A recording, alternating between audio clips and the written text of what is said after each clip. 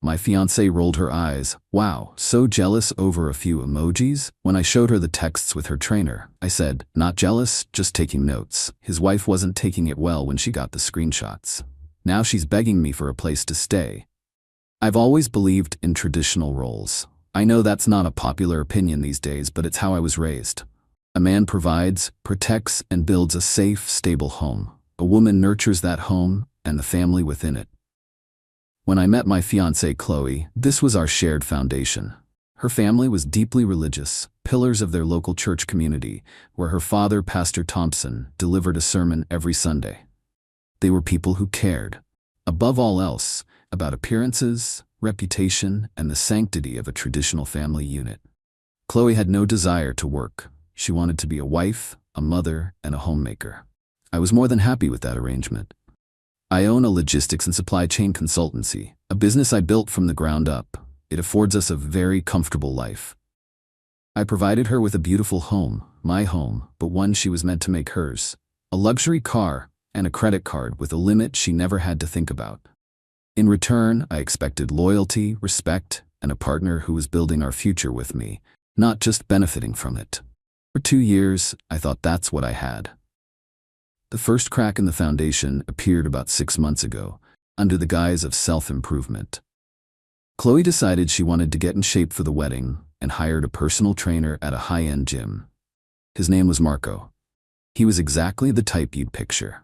All perfect teeth, sculpted muscles, and a brand of motivational charm that always felt slick and insincere to me. She started spending more and more time at the gym, coming home late, buzzing with an energy that seemed to have little to do with her workout.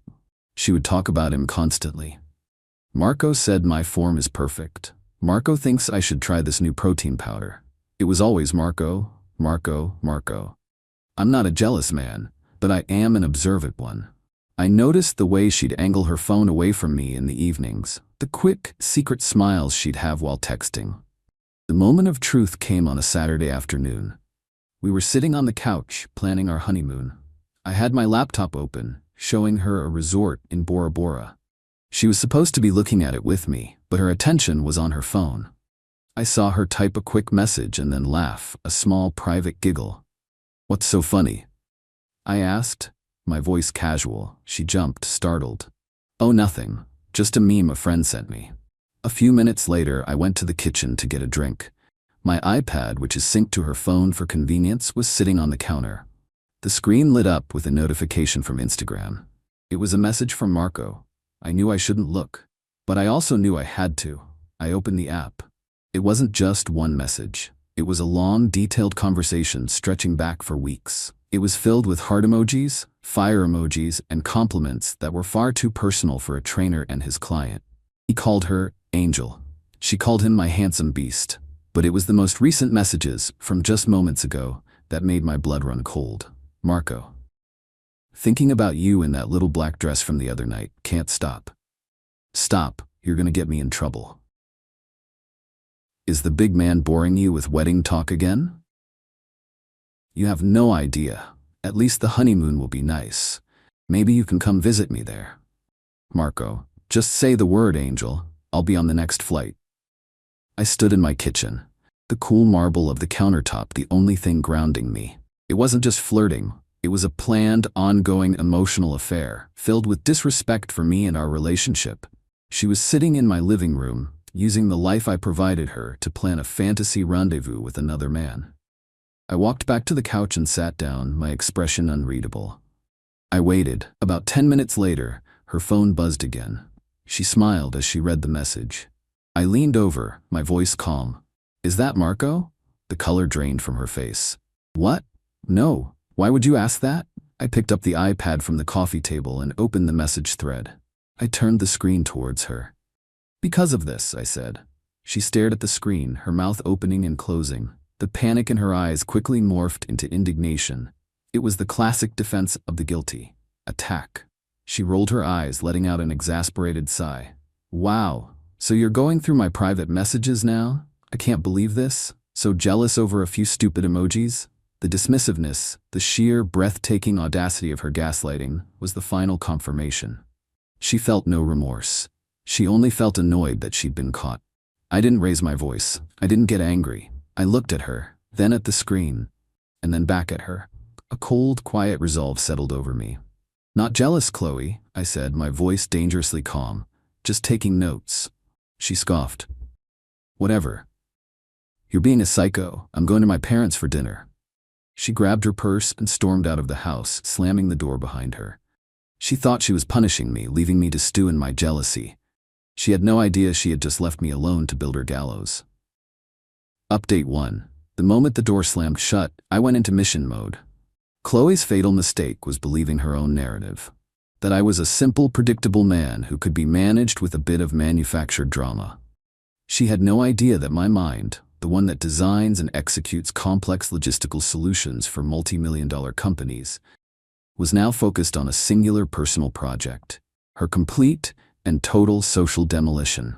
My plan wasn't to hurt her. It was to let her own actions, and the actions of the man she was entertaining, deliver the consequences directly to the one place she and her family felt safest, their pristine, unassailable reputation. First, I needed to know my enemy, not Qley but Marco, and more importantly, his wife. I spent an hour digging through Marco's social media. His profile was public, a monument to his own ego. He was married, and he wasn't shy about it. His wife, a woman named Vanessa, was featured in dozens of photos. She was a fitness competitor, with an unnervingly intense stare and a physique that looked like it had been carved from granite. Her own profile, which was also public, told an even more detailed story. She was a co-owner of the gym. Her bio read, CEO of Marco's biggest fan club, don't test me. Her posts were filled with captions about loyalty, couples' goals, and not-so-subtle warnings to other women to stay away from her man. She was, in Qley's own words from a few weeks ago, a possessive, crazy psycho. Perfect. I created a new, anonymous Instagram account, a blank profile picture, a generic name. Then, I began to craft my opening move. I couldn't just dump the screenshots on her. That would be too simple. She might think it was a prank or a doctored image from a rival. No, I had to bait the hook. Had to make her ask for the proof. I needed her to be an active participant in her husband's downfall. I sent her a single, simple message from my anonymous account. I'm so sorry to bother you, but I think you deserve to know the truth about what your husband does with his female clients. Then, I waited. It took less than 5 minutes for the reply to come in. Vanessa, who is this? What are you talking about? Me? I'm a member at your gym. I've seen things, I've heard things. He's not respectful of your marriage. Give me a name, or I'm blocking you. Qley Thompson, your husband calls her his angel. He's planning on meeting her during her honeymoon. The 3 dots that indicated she was typing appeared and disappeared several times. She was hooked. Vanessa, you're lying. Show me proof. This was the moment. I didn't send her the whole conversation. I sent her just one carefully selected screenshot. The one where Qley suggested Marco visit her on her honeymoon. It was damning, but it was also just vague enough to be deniable on its own. The reply was instant. Vanessa, this is nothing. This is a joke. Girls say stupid things. Is it a joke when he tells her he can't stop thinking about her in a black dress? Is it a joke when he calls his own fiancé the big man who is boring her? I had deliberately twisted the context, making it seem like Marco was the one engaged in complaining about his own fiancé. I needed to make this personal for Vanessa, to make her feel like she was the one being mocked. Vanessa, what are you talking about? Show me. I sent the next screenshot, the one with the black dress comment, the one where Marco called me the big man. The trap was sprung. He said that? About me? Me, I don't know who he was talking about. I just know he was saying it to Qley. There's more. A lot more. Weeks of it. Send it to me. Send me everything. Now. I sent the rest of the screenshots, a long, scrolling story of their emotional affair. As I sent them, I added my own commentary, my own carefully chosen words to pour gasoline on the fire. Me, she lives with him. The big man. Her fiancé. She's the daughter of Pastor Thompson from the community church. Can you believe the hypocrisy? They think they're so clever. They laugh about him behind his back. She's using his money to pay for her sessions with your husband. I feel so sorry for her fiancé, and I feel sorry for you. You both deserve better than these two. I watched as the scene receipt appeared under each message. I had armed a volatile, unstable woman with a nuclear bomb of information and aimed her directly at the thing the Thompson family valued most, their reputation. The final reply from Vanessa came about an hour later. It was no longer a question, it was a statement of intent. Vanessa, thank you, I know where she lives. I blocked the anonymous account and deleted it. My part in the direct action was done. Now, I just had to wait for the shockwave. Update 2. The demolition was scheduled for Sunday afternoon. I knew this because the Thompson family hosted a post-church luncheon at their house every week. It was a neighborhood institution, a gathering of their most devout and influential friends from the congregation. It was the perfect stage for the performance that was about to unfold. I spent Sunday morning in a state of grim anticipation. I went for a long run, I cleaned my house. I did everything I could to distract myself from the impending explosion I had engineered. Qley had been staying with her parents since our fight. She had sent a few half-hearted apology texts, which I had ignored. She was still operating under the assumption that I was just a jealous boyfriend who needed to cool down. At around 1:30 in the afternoon, my phone buzzed with a text from a number I didn't recognize. It was one of Qley's cousins, a younger girl who had always been kind to me. Cousin, OMG, you are not going to believe what is happening at my aunt's house. It's insane. I called her immediately. The background of the call was chaos. I could hear shouting, a woman's voice, raw and furious, and the sound of something smashing. What's going on? I asked. This crazy woman just showed up, the cousin whispered, her voice panicked. She's screaming about Qley and some guy named Marco. She's reading their text messages out loud on the front lawn. Your name is on the guest list for the wedding, and she's reading it to everyone. Pastor Thompson is trying to get her to leave, but she's not listening. She just threw a brick through their living room window. My plan had worked better than I could have ever imagined. Vanessa wasn't just confronting them, she was putting on a public spectacle of the highest order. I got in my car and drove to their neighborhood. I didn't go to the house. I parked a block away, in a spot with a clear view of the unfolding drama. There were already a dozen neighbors out on their lawns watching the show. Several were filming with their phones. Vanessa was a force of nature. She was standing in the middle of the Thompsons' perfectly manicured lawn, a wild, cornered look in her eyes. She was holding a stack of printed-out screenshots, waving them like a battle standard. "This is your pastor's daughter," she screamed, her voice hoarse. "This is the woman you all look up to. A homewrecker and a cheat. She's trying to steal my husband. She's planning a honeymoon with him while she's engaged to another man." Pastor Thompson, his face a mask of pale, sweaty horror, was trying to reason with her. "Ma'am, please, let's discuss this privately. You're making a scene." "I want to make a scene," Vanessa roared. "I want everyone to know what kind of family you really are. All pious and perfect on Sunday, but you're raising a snake in your own home." Qley was nowhere to be seen. She was probably hiding inside, listening to her carefully constructed world being torn apart, brick by literal brick. The police arrived a few minutes later. They managed to calm Vanessa down and eventually convinced her to leave. But not before she had delivered a 45-minute sermon of her own, filled with profanity, accusations, and the unvarnished, ugly truth of her husband's and my fiancé's betrayal. I watched as the police car pulled away. The crowd of neighbors slowly dispersed, whispering among themselves. The Thompson house, with its broken window and its shattered reputation, stood silent. The war was over. The fallout was just beginning. Final update: it's been 4 months since the day of the public demolition.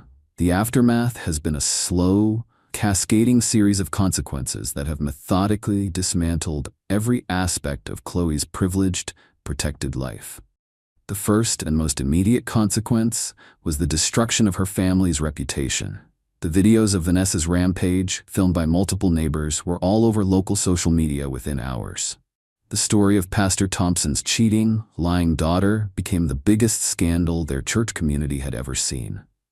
The following Sunday, Pastor Thompson's sermon was delivered to a half-empty church. The week after that, he was asked by the church elders to take a leave of absence. He hasn't been back in the pulpit since.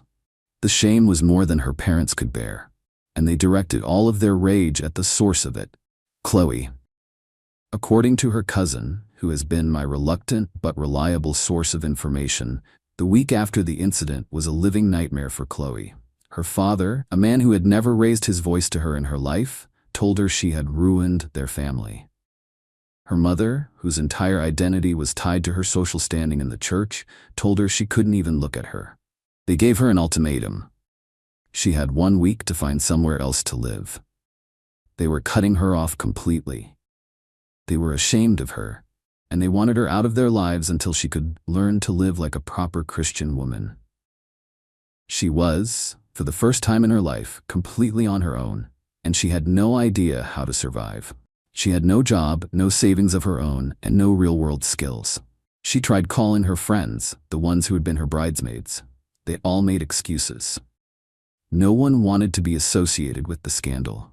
No one wanted the drama of Vanessa, who was now in the midst of a very messy, very public divorce from Marco, showing up at their doorstep. She was running out of options and running out of money.